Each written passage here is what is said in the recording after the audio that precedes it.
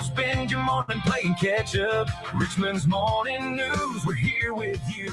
6 a.m. Let's start it up. Hey, good morning, everybody. It's 6:03 here on Richmond's Morning News. I'm Rich Herrera. Super Dave, our producer, Gary Hess, along with Sports News. We've got you covered all morning long. All right, we got a lot of stuff we're going to talk about. I don't know about you, but I'm really starting to get fired up. I'm really starting to get excited. Dave, we are so close to July 4th, 2026 to celebrate America's 250th birthday. I'm starting to really feel it right now. What are we, about 7 days away now? I think so. Something like that? So. Yeah. Now, there's some people that are not going to celebrate the 4th of July. I feel bad for you. I will be going as red, white, and blue patriotic even more than I do on a daily basis. I'm excited about that. We're going to talk to a historian from Mount Vernon. They're going to have a really nice celebration. There's a celebration 365 days a year of the founder of our country, our founding father, George Washington. But we'll talk with them this morning on the program. We also will have Dr. Clay Mountcastle, something we participated in last year. We'll participate in again this year. The Hill of Heroes. They're looking for volunteers to come out on Friday to help them put out one flag for every Virginian that paid the ultimate sacrifice in defense of our country so we can celebrate 250 years of American independence. That's coming up on the program today. And Dr. Murray Sabrin will be with us, and it's going to be a very poignant conversation with Dr. Murray. He's been helping us count down to USA 250 as well. So we'll have all of that for you here on the program. So I hope everybody's going to have a great day. It is Wednesday, June 24th, year of our Lord 2026. I also need to have a special thank you to a really great listener coming up on the program as well. So all of that is on the agenda for today. Don't forget, the 933 experiment goes on yesterday. I think was pretty spirited when we talked about, do you back in or do you pull straight in? Again, those of you that insist on backing into your parking spaces, you are menaces to society, but there's a lot of you that do that. So today's program, I've got something else we're going to throw out for the 933 experiment when we go live on Facebook and YouTube as well. But right now, let's get to your Richmond's Morning News Brief and tell you what's going on this morning around Richmond, Virginia. Story number one. Well, the Democrats, well, I should say the Democratic Socialists, or I should say the Socialists or the Communists or whatever you want to call them, run the table in New York, and Zohran Mamdani is now powerful, more powerful than anybody would have ever given him credit for. Number one. That's 3 big wins in 3 congressional House primaries by far-left candidates endorsed by Democratic Socialist Zohran Mamdani. For Mamdani, it solidifies his power in the Democratic Party and underscores the fact that he imposed major losses to the Democratic Party's establishment. In New York 13, Espaillat, the chair of the Hispanic Congressional Caucus, loses his seat to Mamdani-backed Democratic Socialist Daria Lisa Avila Chevalier. Chevalier wants to abolish ICE in prisons and says all deportations are wrong, even for convicted murderers. She led anti-Israel protests at Columbia University. So the Democratic Socialists run the tables in New York. Here's what I'm going to ask you. If you're a Democrat, is this still your party? Are you still a lifelong Democrat and you see which way you guys are heading? Zohran Mamdani is not going away. The squad is only going to get more powerful. Bernie Sanders, who, by the way, I don't know if people understand this. Bernie Sanders is behind a lot of this. Bernie Sanders is not a registered Democrat. He's not even a member of this party, and he's taking it over. It is a scary moment if you're a Democrat. I'm not sure. Like Ronald Reagan said, I didn't leave the Democratic Party. They sure left me. We'll talk about that this morning here on Richmond's Morning News. All right, story number 2. The Virginia budget is, well, it's what? Rich, you were down at Capitol Square. You saw the vote. You saw the Democrats hugging each other and clapping as they finally passed this bloated budget, but they're not done yet because they're going to have to come back to work on Monday. That's story number 2. Number 2.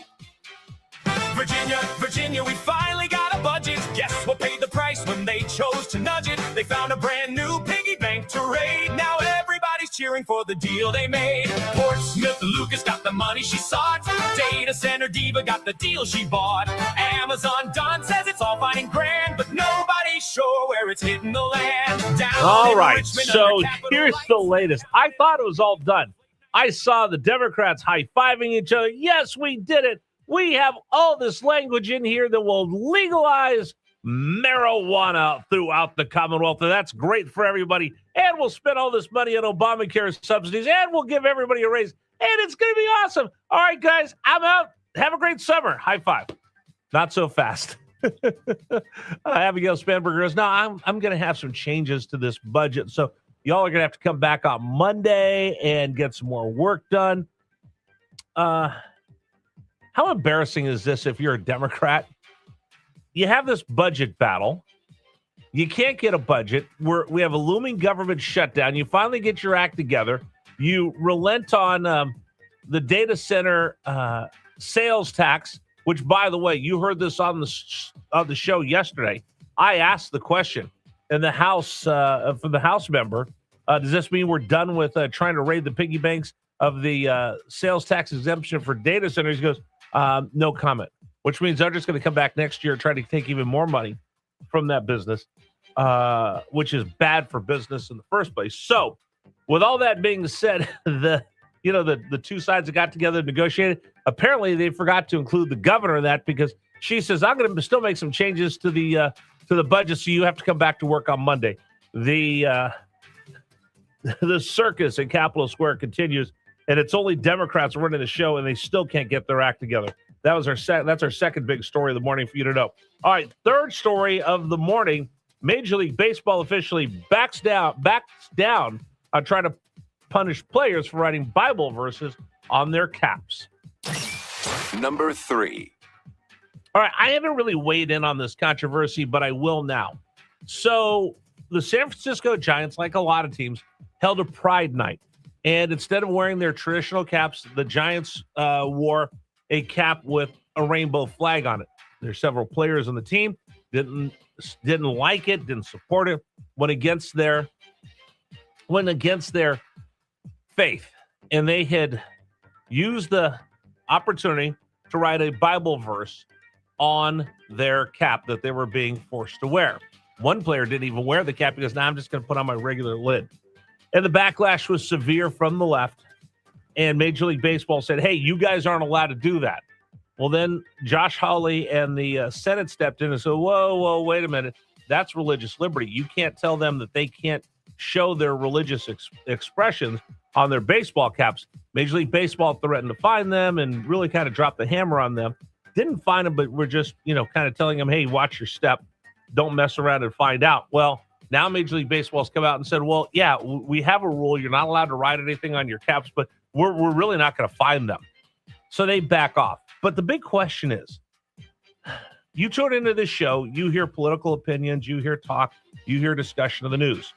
When you watch television, do you want that? When you're watching a show, do you want that? Do you want that in a movie? When you go to a ball game, do you want to be lectured on politics and news by a ball player? When you go to a concert, do you want them to sing songs, or do you want them to stand there and tell you how great something is or how bad something is? When you go to see a movie and you're watching the movie star being introduced and interviewed about the new movie, do you want them to go into a whole tirade about this or that? Do we want to hear from these people? I'm going to throw that out this morning for you, because I think that's what we're going to get to for the 933 experiment. Do you want to hear what somebody in the entertainment or sports industry has to say about world politics? 833-804-1140, 833-804-1140, the number for you to join us on the James River Air text line. I'd be interested. Do you want to hear what politicians have to say about sports, or do you want to hear what sports stars, entertainers have to say about politics? I'd rather not. I'd rather just go and get entertained. I'd rather, if I pay all that money to see Bruce Springsteen, I'd rather have him sing and not lecture me. Maybe it's just me. I'd like to know what you think. 833-804-1140. All right, story number 4. Oh, this World Cup is so so exciting. Yesterday I was talking to my buddy. He goes, are you going to go home and watch the World Cup? I said, no, I'm going to go home and take a nap. I missed all of this. I can't believe it. Number 4. Moments in sports. Yesterday during the World Cup, England was heavily favored to beat Ghana. The pregame hype. This stadium is going to be loud. Now it's a real thing. It's rock and roll. It was actually more like schlock and droll as the game ended in a 0-0 tie. Maybe while those fans are in Boston, they can go to a Red Sox game. Because they're losing too. Join us next time for Boring Moments in Sports. What does shock and droll mean, Super Dave? Do you know what that means? Shock and he said it's not. He goes, that's rock and roll, and then he goes, no, it's more like schrock and droll. I don't know what schrock and droll means. Does it mean like crap? Don't know. Now I guess we'll have to look it up or ask ChatGPT. Anyway, that's our fourth big story. Hey, our fifth big story of the day. Let's actually spread some joy today because today is the National Day of Joy. Number 5. Happy, happy, joy, joy, happy, happy, joy, joy, happy, happy, joy, joy, happy, happy, joy, joy, happy, happy, joy, joy, happy, happy, joy, joy, What? happy, happy, joy, joy, joy. What in the world is that? What is that? It's Ren and Stimpy. Happy, happy, joy, joy song. Oh, I thought that was the Dave. I thought that was the Super Dave theme song for the day because you were bright sunshine and joy the second I walk into the building. Just like every day. Yeah. I mean, if you want to talk about somebody who just brings joy to the world, walk by Super Dave at 4:30 in the morning. It's just that scowl in those eyes that he gives you. He doesn't even give you side eye. He just looks at you like he's Superman with the heat vision. All right. The key word there is 4:30 in the morning. Do I walk in with joy at 4:30 in the morning? If you're here at 4:30 in the morning. I get here at 4. Don't tell people that I'm not here at 4:30. But when I get here in the morning, am I usually full of joy? Do I have a lilt in my voice? Yes. Yeah, I'll give you that. I walk in, hey, Dave, how are you? And what do you do? I just say good morning. No, you don't. What? I walk in and say, hey, Dave, good morning. And what do you do? I say, just like I said today, I said good morning. No, today you were actually a little bit nicer. What do you usually do? I already said, hey. What, yeah, good morning. that's hey, what I get. Here's what I get. Here's what our conversation is in the morning. Hey, Dave, good morning. No, I say, hey.